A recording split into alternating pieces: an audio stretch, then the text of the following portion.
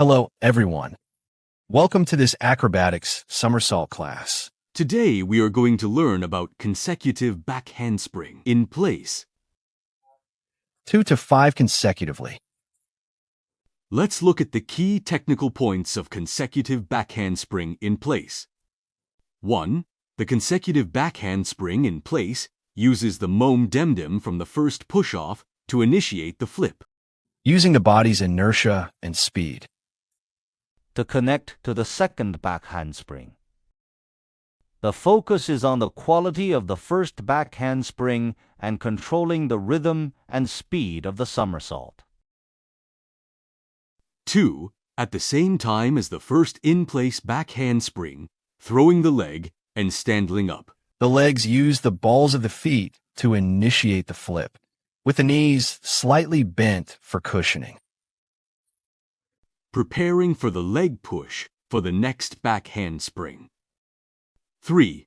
After the first back handspring push-off, Both arms must be parallel and pushed in front of the chest. And keep the arms straight. Keep the head rigid and standing, maintaining backward body weight. 4. When the center of gravity reaches the takeoff position of the first small flip, back handspring, quickly kicking legs, bringing arms.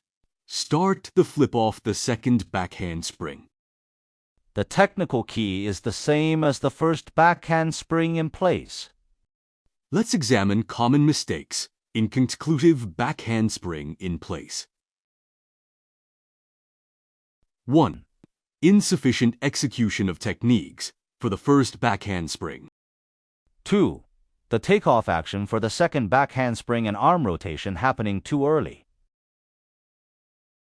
resulting in the second back handspring push in off too far forward, leading the whole flip to curl forward. 3.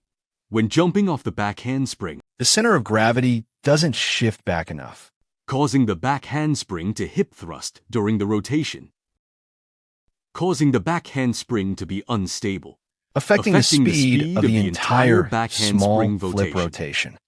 Auxiliary training for consecutive back small handspring flips in in place. Through inverted balancing, pushing off to establish the flip, standing and connecting to the small flip. simulating the back handspring. Connecting the rhythm of the back handspring and the awareness of rotation. Practicing under the protection of a teacher or classmates. Enhancing proficiency in movements. In intensive training, experience the connection between movements. Movement rhythm. Control of body, center of gravity. Coordination and application of body movement strength. All right, that's all for today's study content. Looking forward to everyone's participation in the hands-on training of the offline meetup class. Goodbye, everyone.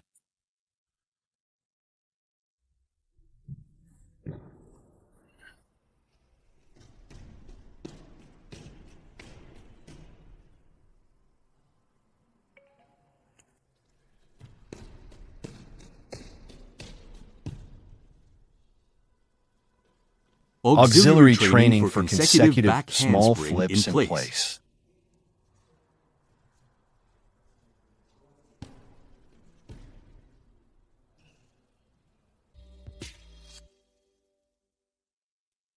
Hello, everyone.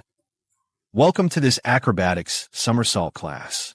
What we are going to learn today is the skill of performing a handspring followed by a back handspring. Let's take a look at the technical principles of performing a handspring followed by a back handspring. 1. The performing a handspring followed by a back handspring is a connection technique for different somersault actions. The connection technique of the two actions is key. The end of the handspring is the beginning of the small back flip. handspring. How is the quality of the handspring springs? Greatly determines the quality of the back handspring.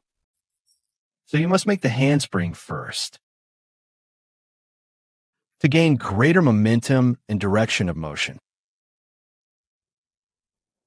2. When pushing off with the handspring, kicking with the front of the foot landing first, with the front foot touching down as it lands, and bending the knees for cushioning upon landing. Maintaining and promoting the backward shift of center of gravity. Actively shift your center of gravity backward by leaning on your shoulders. Leg drive. Swing your arms and connect with a back handspring. Let's take a look at the technical principles of performing a handspring followed by a back handspring. 1. The back handspring is skewed, causing the back handspring action of the connection to be incorrect. 2. The handspring and leg muscles are not strong enough, not effectively utilizing body dynamics. There is excessive knee bending during the leg throwing action in the handspring. Head flick with chest lift. 3. When receiving the handspring for the back handspring. Eager to rotate. Start doing the back handspring before there's enough time for the center of gravity to move back, resulting in the back handspring action curling forward. Rolling back handspring and jumping back handspring. Let's take a look at the auxiliary training for the handspring followed by back handspring.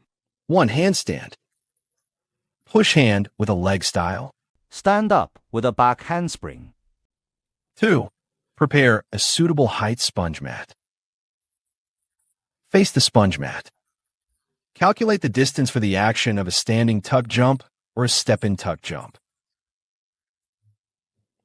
Stand at the calculated starting point for the handspring. As the handspring lands, extend the leg. Kick back. Swing the shoulder and land on the mat. Simulate practicing the handspring. Connect to the small sail, standing position. Crown leg. Maintain the inertia of the movement backward. The mat swinging action can be practiced to simulate the connection after the handspring standing position. Can be trained as a decomposed movement. All right, students, that's all for our learning content this time. Looking forward to everyone's participation in the practical training of the offline course.